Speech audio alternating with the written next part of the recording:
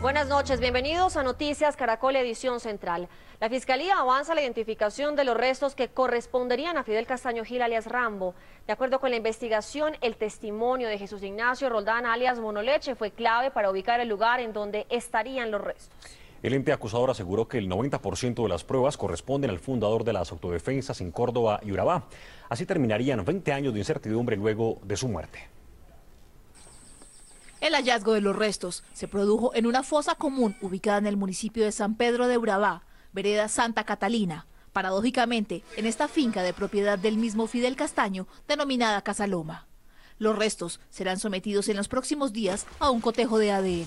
Pero ya los registros dentales son positivos, nos permite decir que en un 90% puede ser el cuerpo de Fidel Castaño Gil. Este operativo, que fue planeado hace varios meses y cancelado en 2 oportunidades por condiciones de clima y seguridad en la zona, se reactivó el pasado jueves, cuando en compañía de Jesús Ignacio Roldán alias Monoleche, su principal lugarteniente, y miembros del clan Castaño, dieron con la ubicación de la fosa. Aparte de Fidel Castaño Gil, en la fosa donde fue encontrado, o donde muy probablemente fue encontrado Fidel Castaño Gil, se encontraron 7 cuerpos más. Tras casi 20 años de interrogantes sobre la muerte de alias Rambo, como se le conoció al fundador de las autodefensas de Córdoba y Urabá, junto a su hermano Carlos Castaño, la Fiscalía conoció la confesión de alias Monoleche, quien dijo haber participado de su asesinato. Dentro de las versiones de Justicia y Paz que se han tejido siempre, han dicho que muy probablemente fueron los mismos hermanos Castaño los que asesinaron a Fidel, pero no se ha comprobado al 100%. Según este desmovilizado, que a través de su confesión buscó una rebaja de penas en el marco de la Ley de Justicia y Paz, Fidel Castaño habría sido asesinado de un tiro en el pecho el 6 de enero de 1994. Entre tanto, en el año 2006 fueron hallados los restos de su hermano Carlos Castaño.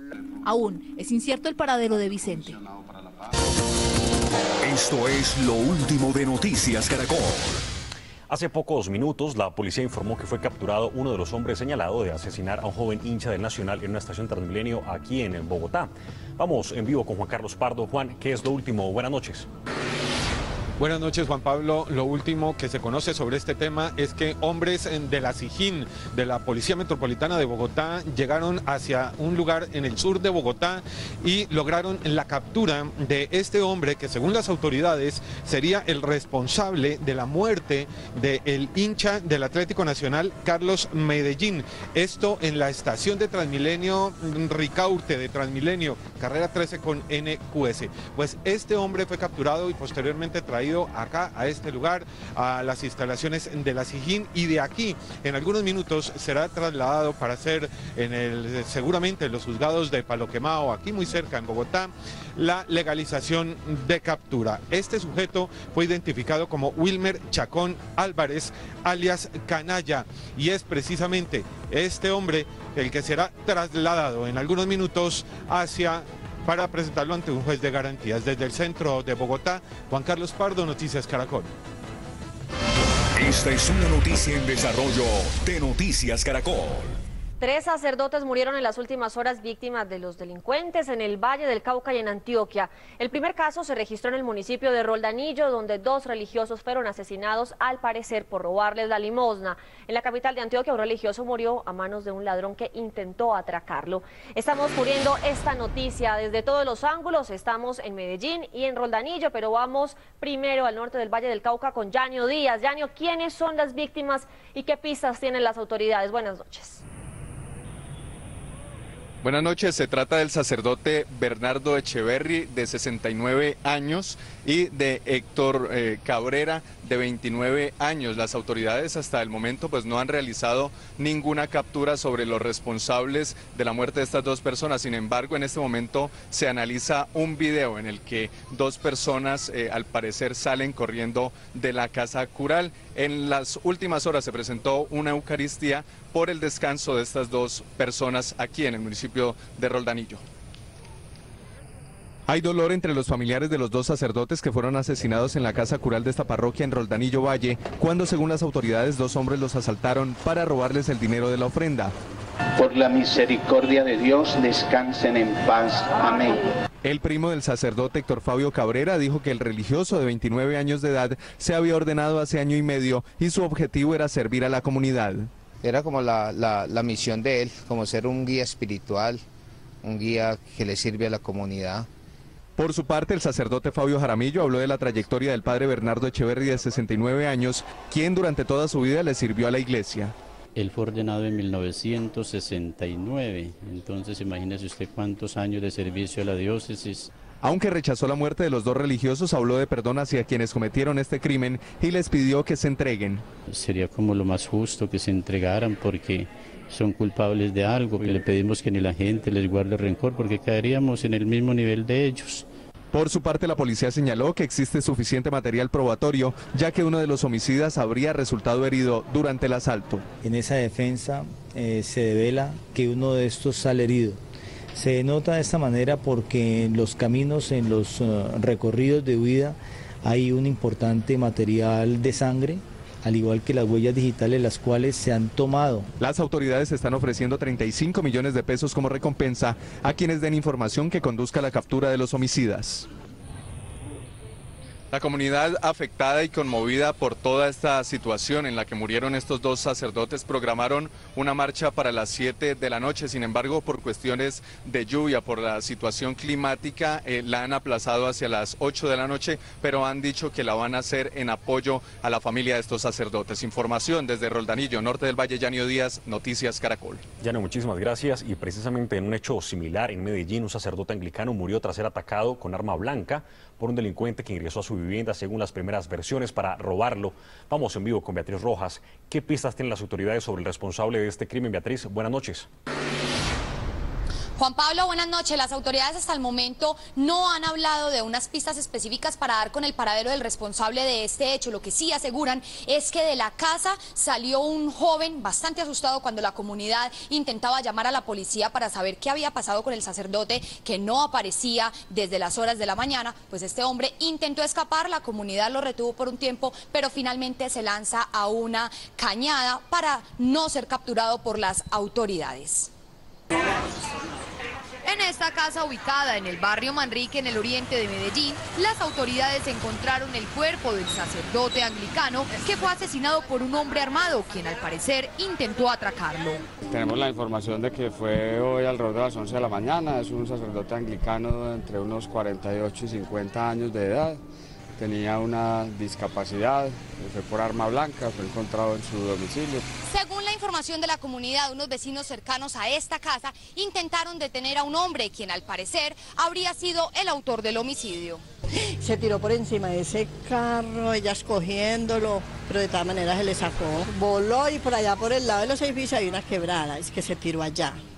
La policía estuvo allá metida, toda la gente, como que no lo cogieron. Habitantes del sector lamentaron lo ocurrido y aseguraron que el religioso en condición de discapacidad trabajaba por la comunidad. Era una persona demasiado colaboradora, tenía una fundación, luchaba mucho por los jóvenes, prácticamente le gustaba trabajar por los jóvenes, una persona demasiado colaboradora. Según las autoridades, ya se inició un proceso de investigación para dar con el paradero del homicida.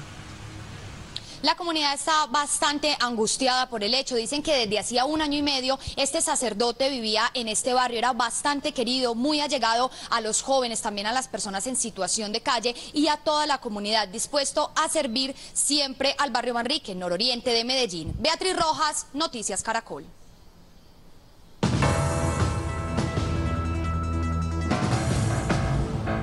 En Noticias Caracol, las noticias tienen contexto. Son varios los casos de sacerdotes asesinados que han estremecido a los feligreses. Según cifras de la propia Conferencia Episcopal, entre 1984 y 2013 han muerto de forma violenta más de 80 religiosos católicos. En enero de 2011, habitantes del barrio Dindalito, en la localidad de Kennedy, en Bogotá, escucharon disparos en la madrugada. Minutos después, las autoridades hallaron en este vehículo negro a los sacerdotes Rafael Reatiago Rojas, de 37 años, y Richard Armando Pifano, de 35 años, sin vida. Según la Fiscalía, los religiosos pagaron a sicarios para que los asesinaran porque uno de ellos tenía una enfermedad incurable.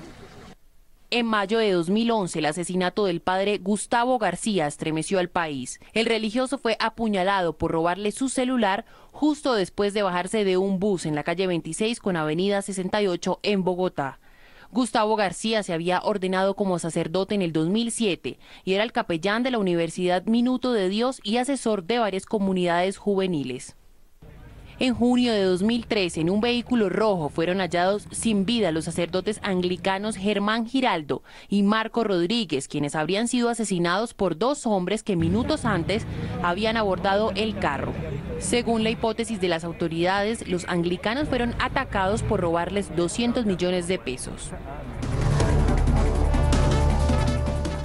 El reverendo estadounidense Jesse Jackson aceptó la petición que le hicieron las FARC de participar en la liberación de su compatriota Kevin Scott, quien está en poder de ese grupo armado desde hace más de 3 meses. Pero el presidente Juan Manuel Santos hace pocos minutos en su cuenta de Twitter solo autorizó la participación de la Cruz Roja.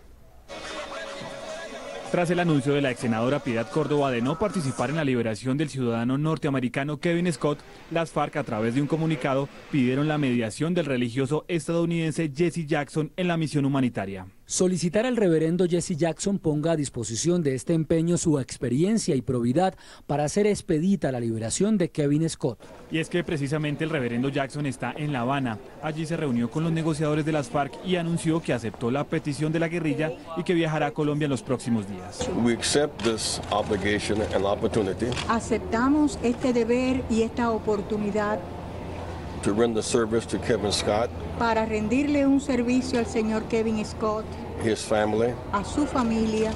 Mientras tanto, en Valledupar, el presidente Juan Manuel Santos exigió a las FARC liberar y sin condiciones al exmilitar estadounidense. ¿Cómo así que ahora necesitan de todo tipo de shows mediáticos para liberar a una persona que retuvieron después de que habían prometido que no iban a secuestrar a nadie?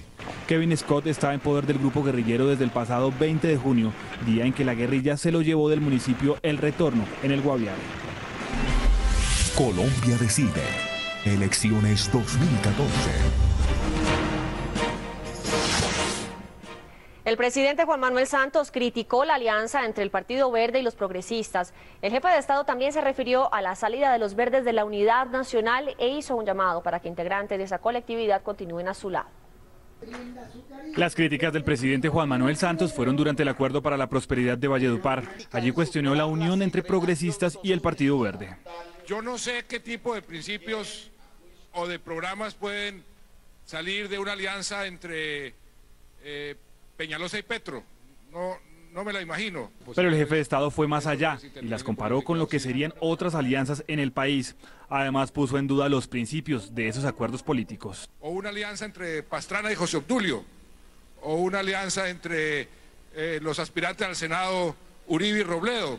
No sé qué tipo de principios pueden salir de ese tipo de alianzas. El mandatario además invitó a integrantes del Partido Verde, como el senador Félix Valera, a seguir apoyando las políticas del gobierno. Aquí, en cambio, hay unos principios, hay unos valores, hay unos programas.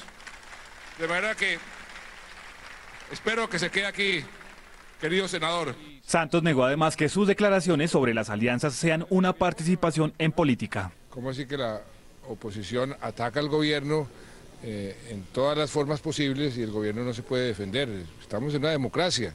Yo no estoy interviniendo en política. Esta semana, después de un intenso congreso, el Partido Verde decidió unirse a los progresistas y abandonar la unidad nacional que apoya al presidente Santos. Graves emergencias se registraron hoy en Barranquilla por cuenta de las lluvias. Varios vehículos quedaron atrapados en gigantescos arroyos y se presentaron inundaciones en 3 barrios de la ciudad. Vamos en vivo a la capital del Atlántico con Stephanie Uribe. ¿Qué balance entregaron las autoridades, Stephanie? Muy buenas noches. Juan Pablo, buenas noches. El reporte que entregan las autoridades de este último aguacero que se prolongó durante más de 6 horas ininterrumpidas es de 3 vehículos arrastrados por los arroyos, 2 conatos de incendio y varios barrios inundados. Sin embargo, de todo este reporte, la preocupación más grande de las autoridades sigue siendo la imprudencia de los conductores que arriesgan su vida cruzando los arroyos. Y no solo esto, sino que quienes más cometen esta imprudencia serían los conductores del transporte público. Miren esta imprudencia, miren. En este video se observa cómo el conductor de este taxi sube por esta calle en donde empieza a formarse uno de los principales arroyos de Barranquilla. Y ahora vemos este bus con pasajeros.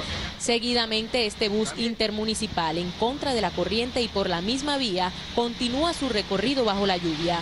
Estos videos grabados durante el aguacero que cayó en la ciudad y que se prolongó durante 6 horas, según el comandante del Cuerpo de Bomberos de Barranquilla, capitán Jorge Pérez, demuestran la imprudencia de algunos conductores. La parte norte está lloviendo y de repente viene la fuerza, el caudal, y lo que ocasiona es el arrastramiento pues de estos vehículos. En otro video se observa al conductor de esta buseta, quien fue sorprendido por la fuerza de un arroyo durante la tormenta eléctrica. Cuando se apagó aquí empezó a crecer, porque estábamos pasando normal.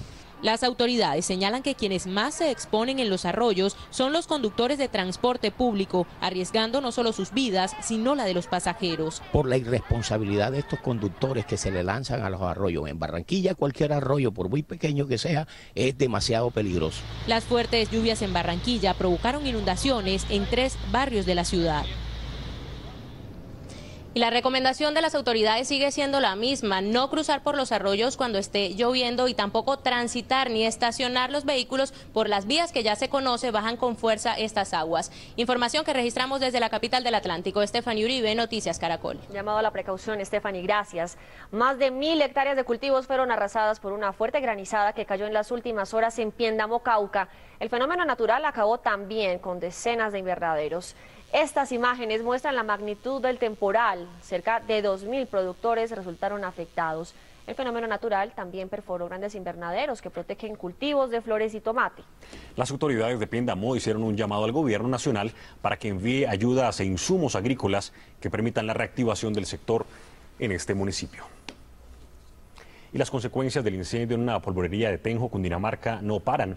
La explosión, además de los 5 heridos que ya están fuera de peligro, dejó 39 edificaciones averiadas y algunos animales lesionados.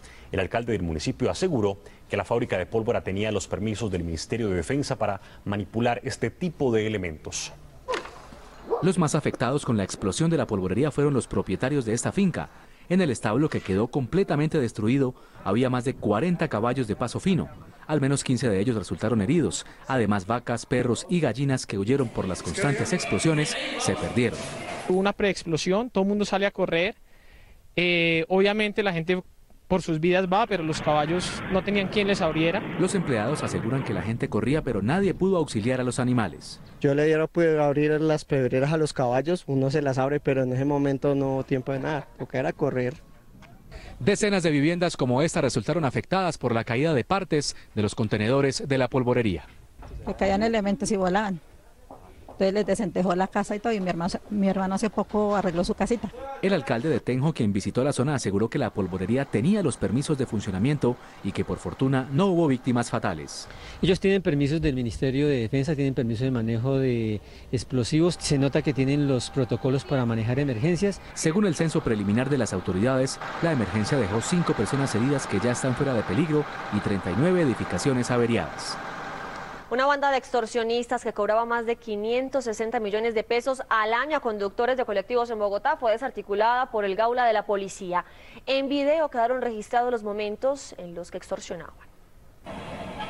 Este es el momento en el que 2 de los presuntos integrantes de la banda abordaban a los conductores de los colectivos de servicio público de una empresa en la localidad de Engativá, en Bogotá, para el cobro de la extorsión que ascendía a los 50 millones de pesos mensuales. Esta estructura recolectaba alrededor de 1.575.000 pesos diarios, cobrándole al servicio público hacia los barrios anteriormente mencionados alrededor de 48 millones de pesos mensuales, y haciendo las sumas y de todos estos dineros que recogían, 567 millones de pesos al año alcanzaban a recoger. Esta banda también intentaba controlar el ingreso de nuevos colectivos al sector.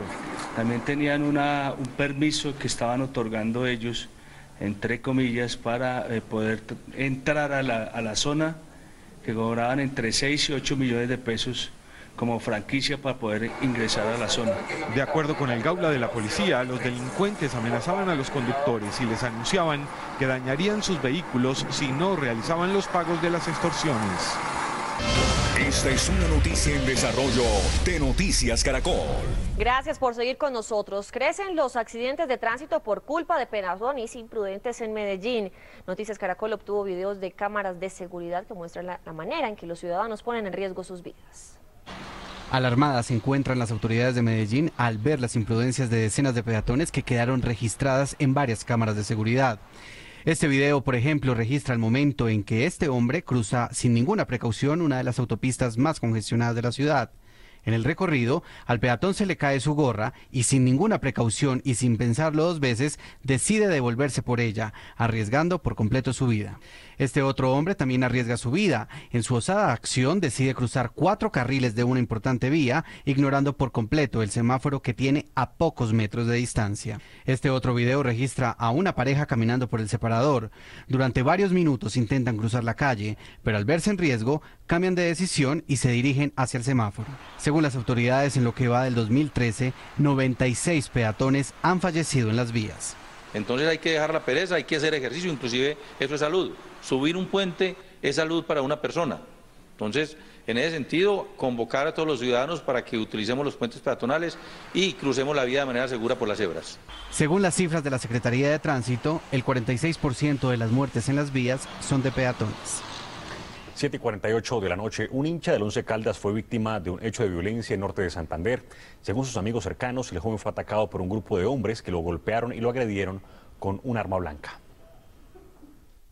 Este es Andrés Felipe Gallego Rivadeneira, el joven de 20 años, hincha del Once Caldas, quien fue atacado con arma blanca cuando iba de paso por Pamplona, norte de Santander, para ver el juego contra el Cúcuta Deportivo. En Manizales, uno de sus compañeros de barra relató que lo llamaron telefónicamente a darle la noticia. Que los habían atacado aproximadamente unos 20 hinchas, aparentemente del Atlético Nacional, en Pamplona, norte de Santander, donde sale pues nuestro compañero herido con 2 puñaladas. Confirmó que estaba acompañado de otros hinchas del Once Caldas. Iba con 9 compañeros más. Sí, iban pues caminando hacia Cúcuta, el partido que se va a desarrollar el día de hoy, iban caminando, iban por el centro de Pamplona. La novia del joven herido aseguró que él siempre ha acompañado al equipo en barra, pero que esta vez no tenía con qué pagar el pasaje. Esta vez viajó así guerreado porque no contaba con los recursos económicos para viajar con toda la barra. Sin embargo, las autoridades de norte de Santander señalaron que los agresores no usaban camisetas de ningún equipo. No tenemos ningún dato que sean hinchas de algún otro equipo, ni tenían camisetas, ni nada que nos demuestre que haya sido por eso. Pero sí, pues los agreden más por ser de pronto de otra región. Los amigos de Andrés Felipe aseguran que no tienen los recursos para trasladarlo a Manizales.